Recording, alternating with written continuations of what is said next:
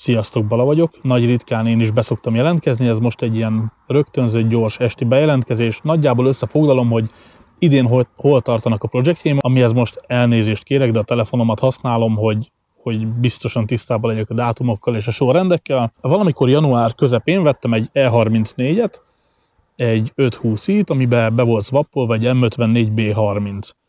Ezt az autót, ahogy megvásároltam, azonnal bevittem a Hub Dyno Budapesthez, és kapott egy Maxeco Sport Premium motorvezérlőt, ami ugye kapott egy alapprogramot, erről láthatok egy kis videót.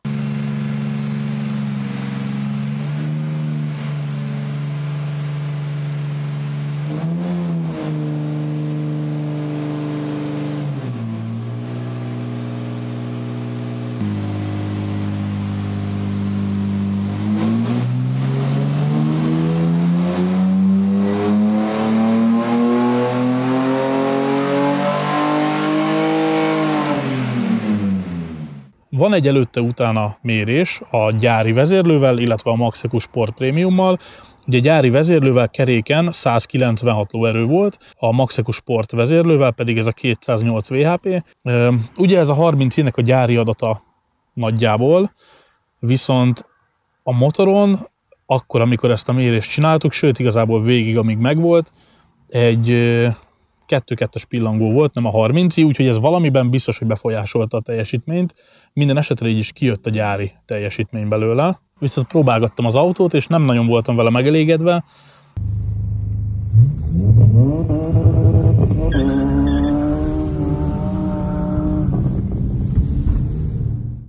Ugye az E34 kaszni az ilyen 1,5 tonna, úgyhogy ennek ez a 200-230 lóerő, ez igen csekély volt, és ezzel egy időben volt egy E36 kompaktom, egy 1.6 automata, aminek a problémája pedig az volt, hogy borzalmasan rossz volt az automataváltó, gyorsan váltott, viszont visszafogta az autót, ezért a fogyasztás az irgalmatlan nagy volt, a teljesítmény meg semmi.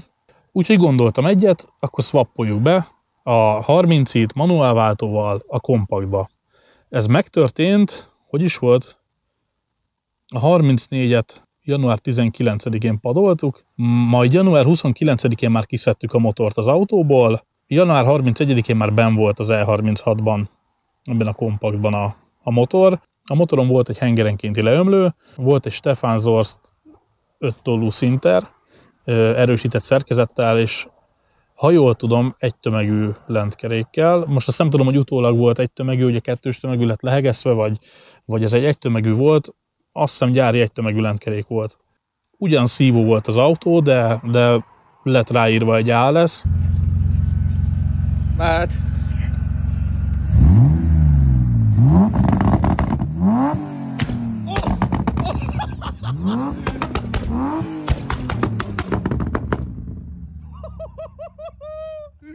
Ami elég jól szólt, mivel kicsit már szelepszáras volt a motor, sűrűn használtam ALS-szel, és így kevésbé csipegette az olajat. Erőre tényleg jó volt, nagyon sokat törögette a féltengelyt, egy hegesztett diffi volt alatta, amúgy a hajtása gyári 1.6-os kompakt hajtás volt, annyi, hogy ugye mivel automata volt a kocsi, ezért a 444-es diffit kivettük alóla, és ilyen 340 körüli áttételű hegesztett diffit kapott. Ez igencsak le volt hegesztve, annyira, hogy a kihajtásokat se lehetett kiszedni. Mindegy, ezt így megvettük, beaplikáltuk, és ez így működött is.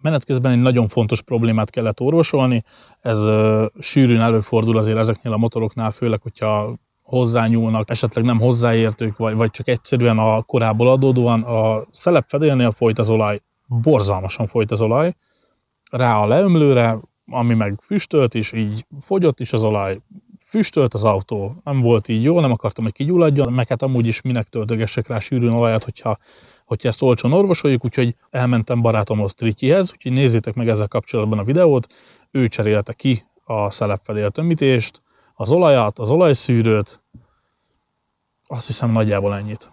Sziasztok! Wittmann Tamás vagyok, Triki, és a Bence meglátogatott engem, hogy megcsináljuk a kis autóját. És olyan probléma volt, hogy ömlött a szelepfedél alól az olaj, és ott az volt a probléma, hogy igazából terhelés alatt szó szerint úsztak a gyertyák az olajban, és a kipufogó is. Ezáltal füstölt a motortér. Úgyhogy Bence átjött hozzám, és cseréltünk egy szelepfedéltömítést. Nyilván ugye most már akkor cseréltünk egy olajat is ezúttal, és így meg lett csinálva az autó. Én amúgy autójavítással foglalkozom és lakatolással, édesapám pedig autófényezéssel. Úgyhogy mi így ketten egy párosként igazából egy teljes körű javító cég vagyunk. Bence kérésére egy Mannol Racing Acer 1060-as olaj került az autóba, amit hozzáteszek, hogy nem egy rossz olaj. Merem ajánlani én is hobbiautóba, ami azért nincsen annyira szétzargatva, de hogyha pályáztok, akkor azért annyira nem merném. Bár én azért már láttam versenyautóba is ilyen olajat, nyilván ott is versenyenként cserélve volt, de utcai használatra 5000 kilométerenkénti cserével tökéletesen teszi a dolgát. Majd ezek után kivettem a motort, eladtam, beszámoltam egy 1.8 i-est, azt be is építettük, nem is volt rossz, viszont lejárt a műszaki, kellett volna valami megoldást találni, hogy a műszakin átmenjen egy motorcserével, egy gyári motort belerakjuk, nem volt kedvem ezzel foglalkozni, úgyhogy kivettük azt a motort is, eladtam, úgyhogy jelen pillanatban az a kaszni most a Tominál áll a kertben. Ez május vége, június eleje volt, majd jött az agymenés, jött egy kihagyhatatlan ajánlat, ez amiben most ülök, ez egy 90-es évek végi olasz sportautó lenne, ha ez nem egy multipla lenne, ez egy 1.6-os 16 szelepes, 100 lóerős multipla, Fiat Multipla az első kiadásaiból. Ezt az autót nagyon olcsón vettük meg, kereken 100 000 forintért, azzal a hibával, hogy borzalmasan sokat evett, és az előző tulaja akárhova vitte szervizbe, vagy átverték, vagy nem tudták megcsinálni. Lényeg az, hogy lehúzták pénzzel. Elhoztuk, használtuk, valóban ilyen 22-3 litert evett, és nem jöttünk rá problémára. Biztosak voltunk benne, hogy valami szenzor probléma lesz, hogy most lambda szonda, vagy map, vagy tök mindegy volt, szenzor probléma. A motorvezérlőről sem tudtunk semmit, hogy most rendben van-e, hogy most működik-e, jól működik-e. Úgyhogy a kompaktból, ami kikerült Maxeku Sport motorvezérlő, azt megkapta a Multipla, mert hogy ez lesz a téli projekt, ez egy turbos 1.6-os Multipla lesz utcára. Nyilvánvaló megelőzve itt a kommentáradatot nem gondoljuk szép autónak, mi is látjuk, hogy milyen ez az autó, tisztában vagyunk vele, pont ez a lényeg. Viszont akármennyire hihetetlen, hogyha valaki ezt az autót használja, tök jó, kényelmes, nagy autó, valószínű arra, mire készült, egy családnak, egy családi autónak ez tökéletes választás lenne. Sőt, minden egyes forgatásra, ha videoklipet, rendezvényt forgatok, vagy autókról készítek videót, amúgy ezzel járok most jelen pillanatban, és teljesen jól teszi a dolgát. Valószínű, ha végre megfújjuk, akkor ez egy kicsit változni fog. Nem lesz egy mindennapi használós autó, de sok videót szeretnénk róla készíteni. És ezzel egy időben ugye megjelent egy sorozatunk a YouTube-on, a Skoda 120-as sorozat, amiben felélesztettük életem első autóját, és elmentünk vele 1000 kilométerre. Ezt itt a képernyő tetején látható linken láthatjátok az első 2 részt. Most így gyorsan összefoglalva, az a Skoda egy gyári 1000-es blokkal ment ki, megjárta a németországi utat, nagyon borzalmasan hengerfejes lett, igazából már kifele hengerfejes volt, és amikor hazajött, akkor kapott egy favorit motort, egy ilyen Portol tuning motort, amit Tomi rakott össze korábban, az is hengerfejes lett, úgyhogy itt lett elegünk az egészből.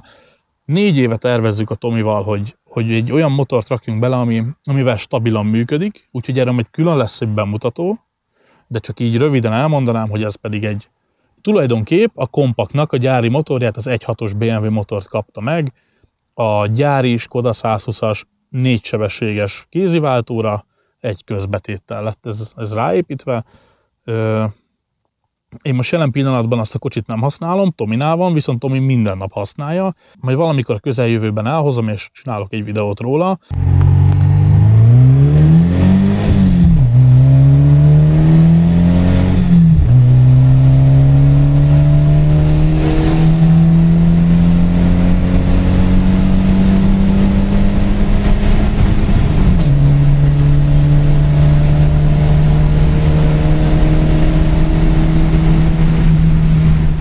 aztán majd valószínű azzal is fogunk menni túrázni, úgyhogy az egy érdekes projekt lesz. Igazából ott hátra van még egy telifény, a lakatolást megkapta, felújítottuk, amennyire lehetett, nyilván szűkös volt a határidő, de tényleg nézzétek meg a videót, abból minden kiderül.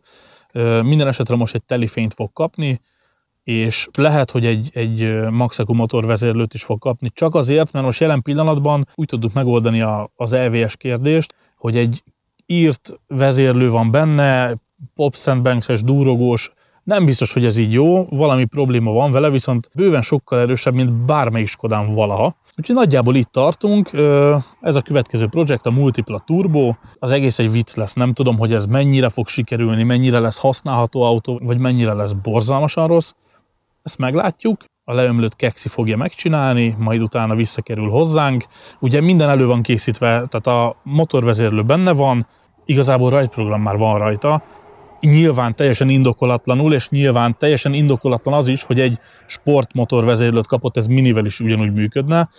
Ez volt éppen kéznél, ezt raktuk be. Szóval kapott egy rajtprogramot, amivel minden álmom teljesült, hiszen a műszerfalon megjelent egy nagy piros gomb. Mindig akartam egy indokolatlanul nagy piros gombot, most lett egy nagy piros gomb.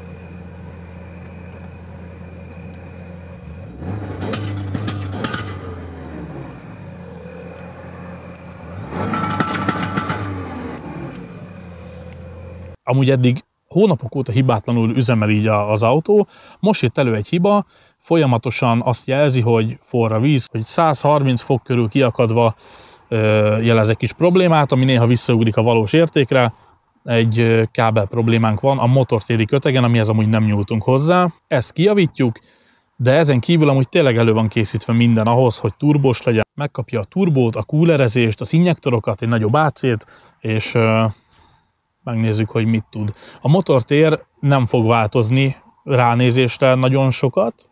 Nyilvánvaló a coolercsövek azok árulkodók lesznek, a coolert elrejtjük lent, van bőven hely neki, ugyanazt a coolert kapja meg, sőt nagyjából ugyanazt a setupot, ami volt az 1.6-os kompakton, még amit korábban csináltunk, azt a linket is itt valahol elrejtjük, aztán vissza lehet nézni, ha valaki ezt még nem látta. Úgyhogy nagyjából itt tartunk, most ezekkel foglalkozunk, ezek az autók vannak, hamarosan jelentkezünk, ahogy látjátok, most már újra elindultak a videók.